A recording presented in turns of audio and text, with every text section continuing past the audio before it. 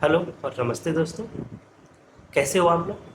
I think आप अच्छा होगे और बेहद ही अच्छा कर रहे होगे। एक बार पुनः आप सभी का स्वागत है लैबमेट यूट्यूब चैनल में। मेरा नाम अभिषेक ओझा है और मैं लगातार लैबमेट यूट्यूब चैनल पे ढेर सारे लेक्चर्स लेके आते रहता हूँ और अपडेट्स भी बताता हूँ गवर्नमेंट जॉब्स के। तो आप लैबमेट से जुड़े हैं या लैबमेट को जानते हैं तो ज़रूर मुझे जानते होंगे। बाकी आप लैबमेट को ये समझिए कि ये आपका चैनल है और साथ ही साथ आप अपने अ, बातों को कमेंट बॉक्स में ज़रूर बताया करिए ताकि हम उसमें लेक्चर ला सकें। आज का जो टॉपिक है, काफ़ी बच्चों का मुझे व्हाट्सएप मैसेज आए थे और काफ़ी बच्चों ने मुझे डीएम भी किया था इंस्टाग्राम पे। तो खैर सारे लोगों के आंसर दे पाना एक बार में ज़्यादातर लोगों के, हालांकि मैं देता हूँ 90% आंसर्स मैं बच्चों को देता हूँ। काफ़ी लोगों को नहीं दे पाता हूँ क्योंकि मैं भी एक ह्यूमन हूँ और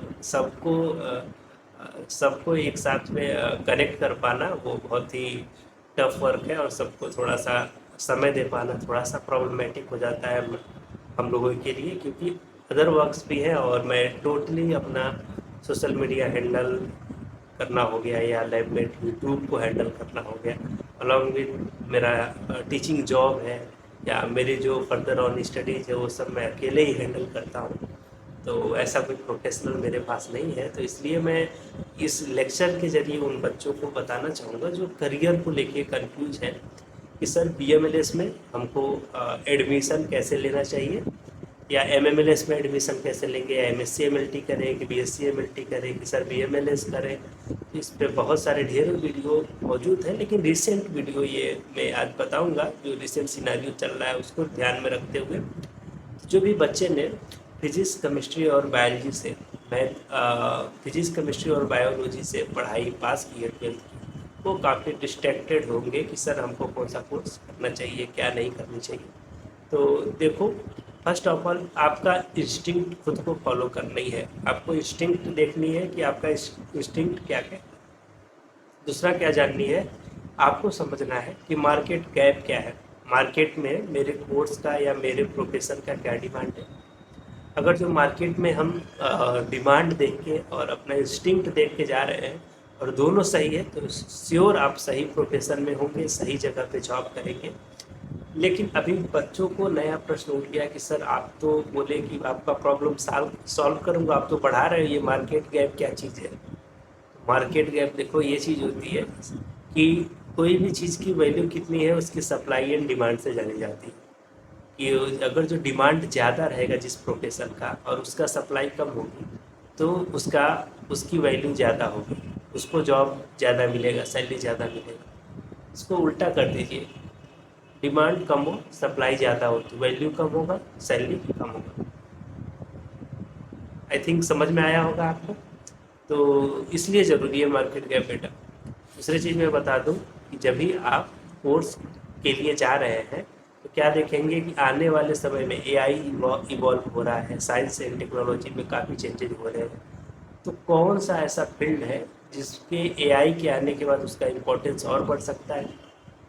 समझ में आ गया। दूसरा, पेशेंट केयर में सबसे ज़्यादा मदद कौन सा प्रोफेशन करेगा और क्या करके करने में मेरी दिलचस्पी है। जैसे मैं फिजियोथेरेपिस्ट बनना चाहता हूँ, मैं फिजियोथेरेपिस्ट ही बनूंगा। मार्केट में गैप भी है और काफ़ी लोगों को बनना भी प्रीफर करते हैं लोग फिजियोथेरेपिस्ट। तो फिजियोथेरेपिस्ट सही चॉइस होगी। जो लोग बनना चाहते हैं, जिनको डॉक्टर्स लिखना पसंद है, प्रीफिक्स लगाना पसंद है डॉक्टर, तो फिजियोथेरेपी की तरफ जरूर जाए। जिनको जो है न्यूट्रिशन के बारे में जानना है तो उनको डाइटिशियन का कोर्स कर लेना चाहिए, वो भी अच्छा परफॉर्म करेंगे। जिनको high salary along with patient care चाहिए देन वो नर्सिंग को प्रीफर करेंगे। नर्सिंग भी वेल रेपुटेटेड और डिसिप्लिन और काफ़ी ही रेपुटेड प्रोफेशन है और उसकी ढेरों गवर्नमेंट जॉब्स भी आती रहती है। हालांकि फिजियोथेरेपी और डाइटिशियन के जॉब्स कम आती हैं। नर्सिंग के बाद मैं अपने फील्ड की बात करूंगा तो मेडिकल लेबोरेटरी साइंस, जो कि अलाइड हेल्थ का टॉप कोर्स है और सबसे ज़्यादा गवर्नमेंट जॉब नर्सिंग के बाद इसमें ही आती है। लेकिन अगेन इसके बहुत सारे स्टूडेंट हैं और बहुत सारे बच्चे हैं, इसी वजह से देख रहे होंगे कि अभी रिसेंटली इसका डिप्लोमा कोर्स बंद कर दिया गया है। और यूपी में मे बी इस बार डिप्लोमा का कोर्स होगा नहीं होगा, या फिर आप जिस भी स्टेट से हैं वो होगा या नहीं होगा। अपने नज़दीकी काउंसिल में जाएंगे, आपका एनसीएचपी का काउंसिल नज़दीकी जी आपके राज्य में होगा, जहाँ पे आपका कैपिटल है वहाँ पे होगा।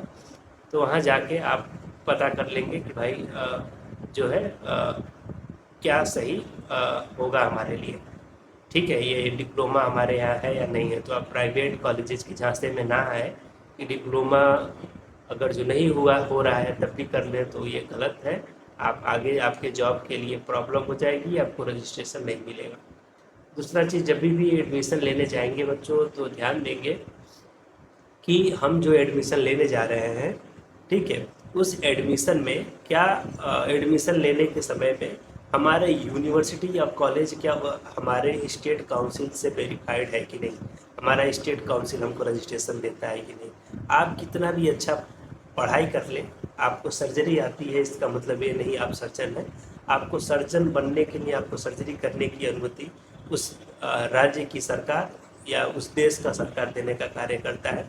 अगर जो आपको ये परमिशन नहीं है तो आपका जानकारी और आपका नॉलेज सब बर्बाद है। तो अगेन आप रजिस्ट्रेशन ज़रूर देखिए अपने कॉलेज का। दूसरा चीज़ क्या देखेंगे, क्या आपकी यूनिवर्सिटी या कॉलेज के पास अपना खुद का लैब या हॉस्पिटल है कि नहीं है, ताकि आपको पेशेंट मिले जिस पे आप सीख पाओ चीज़ों को। ठीक है, तो अपना हॉस्पिटल देखेंगे, बड़ा हॉस्पिटल होना चाहिए, 200 400 500 बेड का हॉस्पिटल हो, ताकि अब नंबर ऑफ पेशेंट ज़्यादा हो और आपको सीखने को मिले। दूसरा चीज़ क्या देखेंगे, लैब बड़ा होना चाहिए और NABL या NABH एक्रेडिटेड हॉस्पिटल या लैब होना चाहिए आपका। तीसरी चीज़ क्या देखेंगे, तीसरी चीज़ क्या देखेंगे आप अभी देखेंगे कि क्या हमारा जो कोर्स है उसके उसमें जो फैकल्टीज़ हैं वो कितने क्वालिफाइड हैं, अच्छे हैं या नहीं। ये तीन चार चीज़ों का ध्यान रखोगे। सबसे मोस्ट इम्पॉर्टेंटली रजिस्ट्रेशन, दूसरा आपका हॉस्पिटल, ये दोनों होना चाहिए आपके पास जब भी आप जा रहे हैं एडमिशन के लिए। तो आपको ये जानना है, 1 साल के लगभग का इंटर्नशिप होता है, यानी अप्रेंटिस होगा, सीखे हो गया तो वो कॉलेज जो है आपको अपने हॉस्पिटल में सिखाने को भेजेगा या बाद में बोलेगा कहीं से कर लो, तो आपको प्रॉब्लम आएगी। तो और जो हॉस्पिटल खुद का कॉलेज का हॉस्पिटल है तो आपके लिए प्रॉब्लम नहीं है और आप ज़्यादा सीख भी पाओगे। तो अगेन आप वही प्रीफर करिए बच्चों, आपके लिए बेहद ही अच्छा होगा।